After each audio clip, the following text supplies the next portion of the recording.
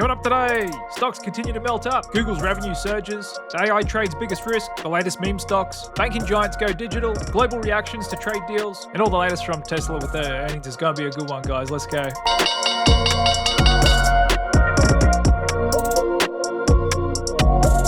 Wow, what another big day on Wall Street. We have got a lot happening out there today as we're ramping up into Q2 earnings season, getting to hear from some of the most important companies, how much money they've made, and how much money they expect to make in the next quarter. And so far, overall, it's been pretty good, and the market is loving it. We've got a number of big sectors up today. Healthcare continuing to bounce. And stick with me today because soon I'll show you some really interesting stocks with rising dark pool activity, along with what stocks are gaining traction amongst retail traders, as we're such a big force now. We're driving these huge rallies in tiny stocks. And I'll also show you how you can identify all of this with my two new indicators that I've just made public today. But first, let's dive into the big earnings announcements that just came out after hours. First, we'll take a look at Alphabet, Google, then we'll get into Tesla, and I'm going to break down all the numbers for you, show you the after hours market reaction, along with my thoughts on it all, potential knock-on effects to other important stocks out there. And so just as I'd been expecting, we did get a really good beat from Alphabet, Google on Wall Street expectation, pretty much on all fronts, with an overall 14% jump in year-over-year revenue. And there's a breakdown of their key categories. And so apparently search was dying. That was the narrative that's been building in the market this year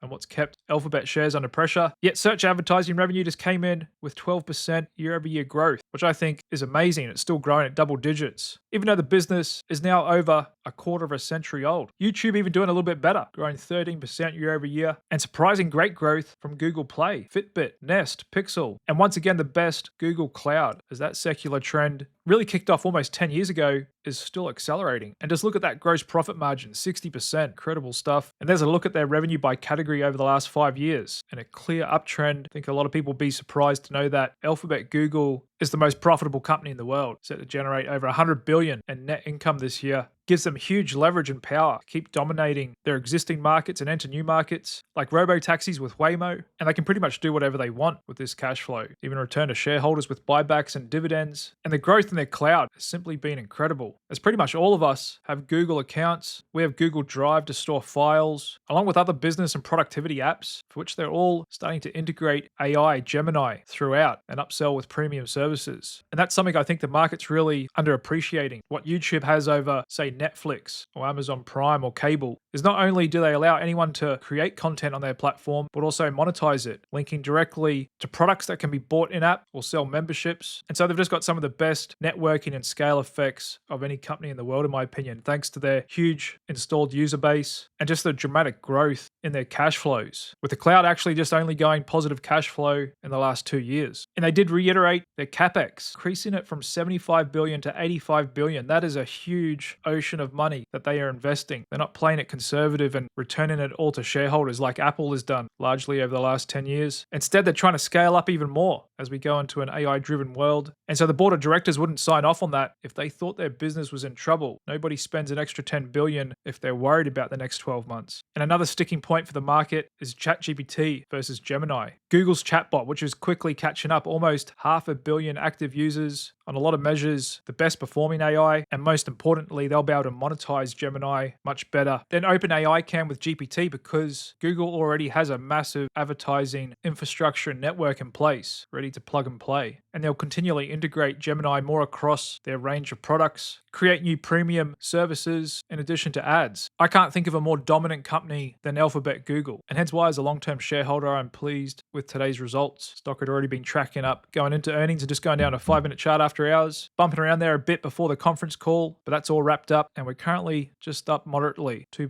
194 a share. But unbelievably, even at this current valuation, it still sells for less than 20 times next year's earnings. And so I like the stock. I think it's going higher. And I think barring any surprise in the overall market, we're likely to see it trade into the 200 soon. And that's having a bit of a knock-on effect to Nvidia, thanks to Google reiterating and increasing its huge capex, showing the AI infrastructure build-out is still well and alive. And we may get a similar pattern in Alphabet, Google like we did to Nvidia. They came through with a really good beat back in late May. Stock kind of had a muted reaction to it, but then we got that post-earnings drift, which you can often see in the market. Then it shortly broke out brand new all-time highs. And just moving on to another stock in my long-term portfolio, Tesla, once again had a tough quarter. Sales of EVs continue to pull back. Net income dropping by 16% in Q2, and there's a look at their numbers. And we surprisingly saw energy generation and storage come off a little bit as well, which had been doing great. Service is the only bright spot, but too small to really move the needle. And even though they're still maintaining really healthy gross margins compared to the rest of the automotive industry, at 17%, it's still no digital platform or Google at 60%. It's a much tougher business to make money in. And so the market's really hanging its hat on what's around the corner rather than looking in the rearview mirror at what's been happening with EVs. Robo-taxis is where it's at now. And so they're trying to roll this out as fast as possible. Having just launched in Austin, Texas, they're going to look to expand in California, Nevada, and other states as soon as the regulators allow them to, which is the whole purpose of this new administration, is to speed this stuff up, not slow it down. And Elon, as usual, has set the bar high for himself and his partners that he wants to have autonomous ride-hailing for half the US population by year end. Pretty big deal if he even comes close to pulling that off. But it's enough to get the bulls excited like Dan Ives. He believes just Tesla's autonomous business to be worth $1 trillion and thinks Tesla could be on its way to a $2 trillion market cap. And so there's a look at the daily chart going into earnings. We've been consolidating here for a few months, $3.32 a share going into it, and it's coming off a bit after hours, as they did give some soft guidance as well, with Elon saying they could be in for a few more tough quarters ahead. Along with the loss of EV credits, market may be just swallowing that a bit. And so it's not real surprising to me to see it come off a touch here, currently trading around its 200-day MA at 318. But as long as we don't get any setbacks with Robo-taxi, either on the hardware side, any potential safety incidents, along with any regulatory roadblocks, because if so, that would, I think, cause another sell-off in the stock, because no doubt it's not cheap at just over $1 trillion market cap. And with declining EV sales, stock always gets knocked around. It's high beta, plenty of trading volume. So the bulls really want to see positive momentum with robo-taxis. Then that could carry us through to the next big thing, the Optimus Bot humanoid, which they're hoping to release next year and ramp up. So for sure, there's plenty of upside potential, but the market's going to need to see good news on all of that stuff. And just looking outside those two big companies, what else reported today? See a green across the board. Beats, beats, beats, beats. So overall, it looks like we're still tracking really good here in Q2 earnings season. And once again, the market continues to melt up. Brand new all-time high for the S&P 500, 63.58. And just looking at my sector trends table indicator, again, I see a green and red everywhere the bulls want to see it. Volatility downtrending. Same with bond yields, the dollar, inflation expectations pulling back a little bit. Pretty much every other measure of risk on is green and trending up above its moving averages. And in fact, we've now got the 5th longest winning streak going on for the S&P 500. Now 62 trading days above the 20-day moving average. We'd have to go all the way back to last century in 97 and 65 to get a comparable performance. And from that, we can see a little bit of consolidation, especially a seasonally soft Q3, but also there's other things holding the market up. Not just a great Q2 earnings season so far, but also the big structural tailwind of companies using all that cash to buy back their own shares. The 4-week average and share buybacks is increasing, and you'll notice pretty good correlations with how the market forms relative to stock buybacks. And so this data would suggest the dips are likely to get bought. And I know a lot of investors think stocks are at all-time highs. We're probably close to topping out. In fact, it's quite the contrary. That's often a bullish signal, as you could kind of think of it as stocks getting into blue sky territory. There's no overhead resistance, and momentum can beget more momentum. But no doubt the indices are as concentrated as ever. In fact, we now got a record. Nvidia now accounts for almost 8% of the S&P 500 index, greater than what we saw in the late 90s with Microsoft, ExxonMobil, and IBM, as this AI bull market could have the potential to turn out even bigger than the internet boom. Not only with its consequence on society, but just how excited the market gets all about this, especially given the fact we've got record participation and it's way easier to buy stocks nowadays than it was 25 years ago. And we still haven't quite reached those peak valuation from the late 90s either. Looking at the S&P price to peak earnings, currently at 26. No doubt it's not cheap, but still a bit off 29. And again, that doesn't mean it's a hard roof. There's nothing stopping it from going into the 30s. And it doesn't currently look like valuations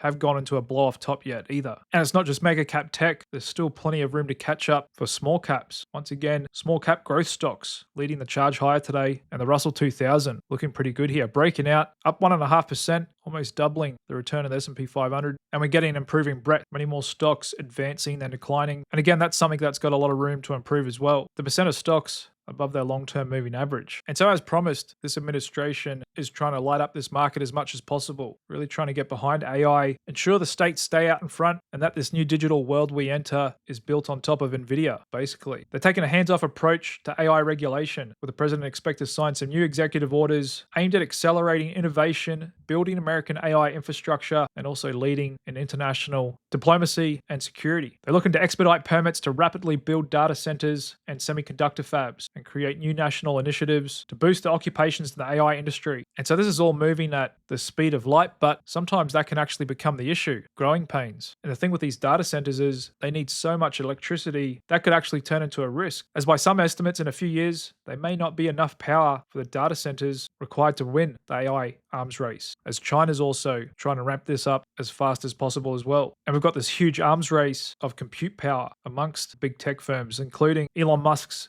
XAI, with him expressing a strong will to dominate and have more compute power. And so I'd expect more positive announcements and regulatory tailwinds for nuclear, which really needs to ramp up, as it's the best source to really power AI. It's the most efficient and powerful. And so these companies building small modular reactors could have plenty more years of runway ahead of them, as a lot of them are quite small, 13 billion in market cap. They very well could turn into $100 billion companies in the next couple of years, as they've got some pretty big customers and their services are going to be required for decades to come. And so that's the thing, when all the fundamentals become so obviously good, everyone wants a piece of the action. And since it's so easy to do so these days, we're getting a huge amount of new activity in smaller stocks. Obviously great for the brokers, I think really beneficial for Robinhood, especially as they're looking at removing day trading restrictions and the $25,000 minimum requirement. New products being added all the time, overnight trading being rolled out, brokers getting into prediction markets, option volumes hitting records, crypto getting legitimized, the list goes on. And now retail traders have turned back to an old favorite from their playbook of 2020, 2021, targeting stocks that are heavily shorted, in which mostly hedge funds have sold shares short, expecting the price to go down, only to face an army of retail traders looking to overwhelm them. And that's the thing, when you're short stocks, your risk is infinity. And it's the most common way that traders and funds get wiped out. We even saw that back in 2020 with GameStop, wiping out a bunch of hedge funds that were short the stock because it went up 400 or 500%. Something that can't happen when you're long, because unlike futures, a stock can't go below zero. Can't lose more than 100% when you're long a stock. And so this can kind of change the market a bit, because we've already got record low levels of short interest overall in the market. It's only about 2 or 3% of the market held short, down a lot in the last 10, 15 years. I remember back then, long short hedge funds were much more common, and that's because they used to perform well. A lot of them being wiped out, as it's been practically impossible to short over the last 10, 15 years. And now even more so,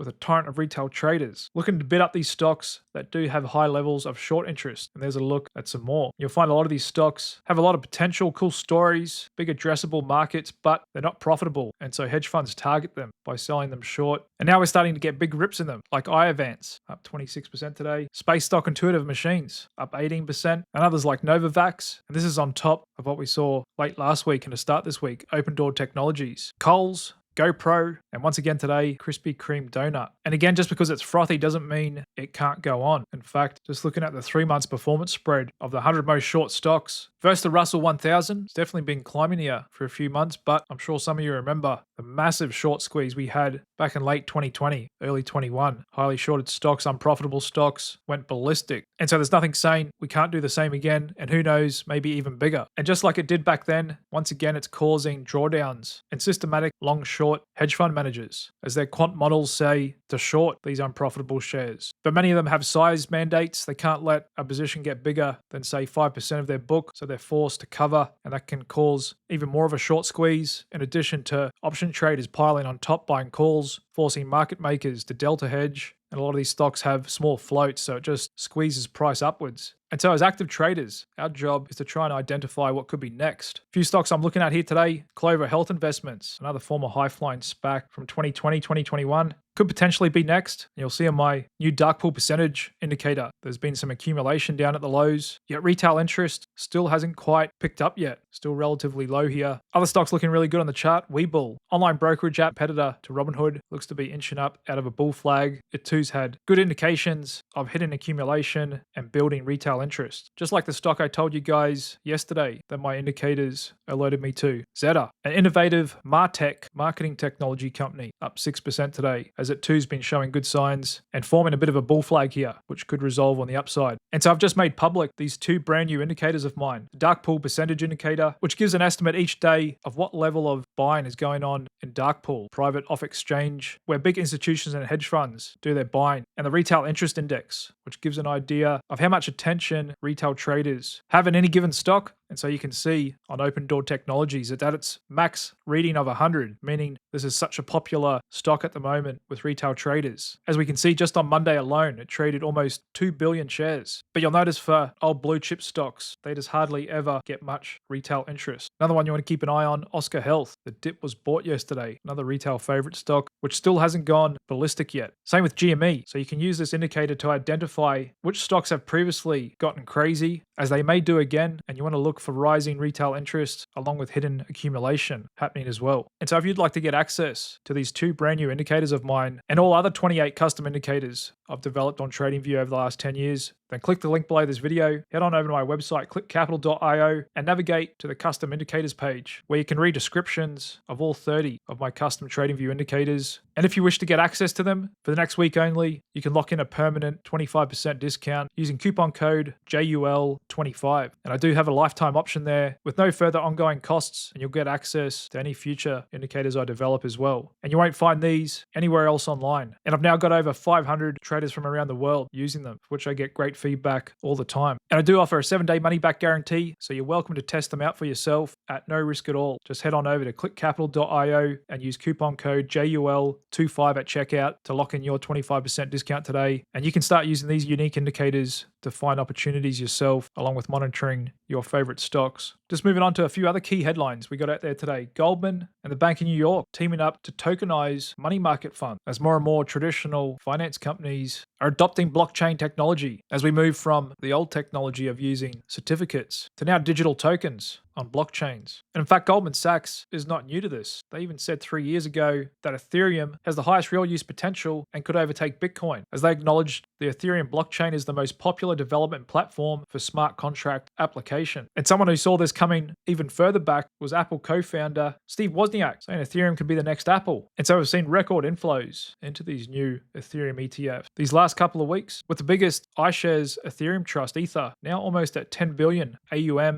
and that's almost tripled just over the last month. But like I said at the start of this week, maybe a good time to take profits on any swing trades, as Genius Act was made official, getting a little bit of sell the news, but I suspect any further dips will get bought up, just like it will on the relative value of Ethereum versus Bitcoin, which has had just as a dramatic increase as ETH itself since the start of this month. And my reversal signals indicator letting us know the short-term move may have gotten a little exhausted. And I'm sure you saw the news last night, big trade deal reached with Japan, probably the third most important one after China and the European Union, which the president labeled potentially the largest deal ever made in history. Sets tariffs on Japanese imports at 15%, along with enticing Japan to invest over $500 billion. Once again, another ocean of money coming into the States, along with loosening up barriers for American companies to sell into Japan. And again, just like I've been saying since day one, from late last year in November, the end result of all this will be better deals for America. Otherwise, they won't sign them. And the president and his team are using America's immense leverage to get these deals done, which was likely helped by a little bit of political turmoil going on over there in Japan with their prime minister on the chopping block, along with some recent falls in their exports. And just like the Chinese and the Euros, they're not in the best positions to dictate terms to America. And the market did like that. Japanese stocks, and in fact all international markets, getting a nice bump up here today, with the Japanese ETF listed in New York, EWJ, up almost 5% today. And in fact, that's an all-time high for this ETF, which has now been on the market for almost 30 years. Now, pretty much the last big domino to fall, Europe, which the president's hinted at. We're on the cusp of getting a deal with them soon. He's threatened 30% tariffs. I think we may get an announcement at the same level of Japan, 15%, which I think the market has no problem at all and shouldn't cause cause a huge material structural increase in inflation. And I think the markets and economy will adjust pretty quickly. And once again, the market appreciated that. Looking at European stocks and all developed markets, excluding the States, currently on track for their best year ever, up over 20% year to date. And there's a look at them here, a sea of green out there, as we've got global stock markets breaking out to highs all over the place. Switzerland zooming up. Poland still the best performing stock market this year. China ticking up once again today. South Korea looking pretty good. And even a strong bounce in Mexican shares and Canadian shares as well, continuing to melt up. And with these deals, we've seen a little bit of a pullback in inflation expectations in the market, as that has been a big fear that these tariffs would drive material inflation on the upside, or at least that's what Jay Powell's been telling us. But markets don't really think so. And I agree with this guy that the world may start to realize that these trade deals are actually net beneficial to America, and that should prove to be a tailwind. And all those fears from early April have pretty much melted away, along with fears that Japanese markets are going to somehow bring the whole global financial system down because of the yen carry trade. What could give us a bout of volatility is Jay Powell making a shock resignation from being chair of the Federal Reserve, with once again politicians dialing up their rhetoric against Jay Powell. We heard that today with House Speaker Mike Johnson saying he's disenchanted with Jerome Powell and suggested they're looking at potential ways to remove him. And so it'll be interesting to hear from Jay Powell next Wednesday on their Fed meeting. They're currently in a blackout period. They're not allowed to give too much away to the media. And so I think it's pretty much a lock. They'll leave rates unchanged. And if we're going to get a cut, it should be September. But I've got a feeling Jay Powell might just rather resign than do a cut, because then he's going to face a lot of blowback that he took too long. And obviously, he's not best buddies with the president, doesn't really want to do what he wants, as he knows he'll get it shoved back into his face. And now with all these calls to investigate him, he might just have had enough and no longer want to personally deal with it all. Or at least that's what I'm betting on in prediction markets. And I wouldn't be surprised if he's still there next year. Just moving on to some interesting news we got out today. AT&T successfully completed the first ever native voice call and text made directly through AST's Block 1 satellite with a standard cell phone, as this is another industry getting quickly dialed up. Satellites, space exploration, and now the state's looking to build an equivalent of Israel's Iron Dome with a new Golden Dome, which again is further tailwinds for these types of stocks. And this one's already a retail favorite. We can see it's gotten huge amounts of attention in the past and it's been continuing to do so recently. And just looking at my indicators here, this could have further to go on its current run. Same deal with Rocket Lab, hasn't reached an epic blow off top yet. And just looking at some other sectors sticking out there today, continued bounce in healthcare with big volume coming in to the leveraged healthcare ETF, the one I told you guys about on Monday night.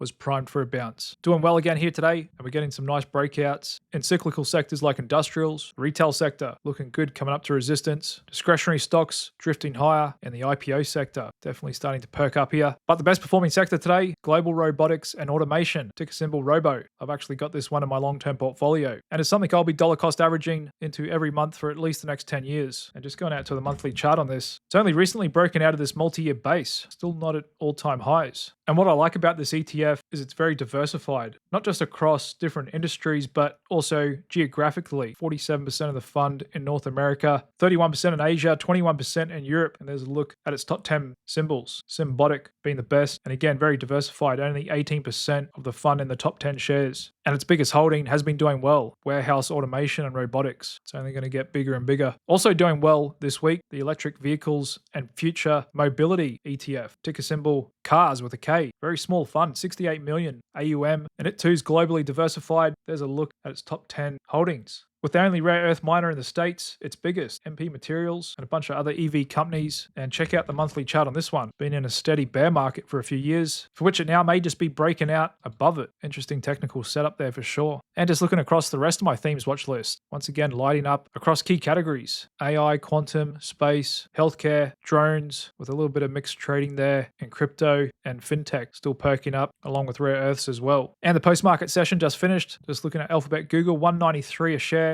And Tesla to come off a bit, 317 a share. So we'll see how they open up tomorrow and how the market trades. Seems to be on pretty firm footing here. We actually got the VIX index breaking down, taking out some prior lows. In fact, the lowest we've seen since February, now on a 15 handle, which is kind of amazing. All the while we're waiting on an EU trade deal, 1st of August deadline next week. Fed meets next Wednesday. jobs report next Friday. We're still not even halfway through Q2 earnings season. Seems the market's already decided everything is A-OK, and it continues to grind higher on low volatility. And that's pretty much a wrap on the daily market review today, guys. Thanks for tuning in and clicking that like button. I'm always interested to hear your thoughts in the comments below this video. And for anybody who wants lifetime access to all of my custom TradingView indicators, including any I make in the future, now's your time to get a great deal and save 25% off by using coupon code JUL25 at my website, clickcapital.io. That's all for now. I'll be back again this time tomorrow. Cheers.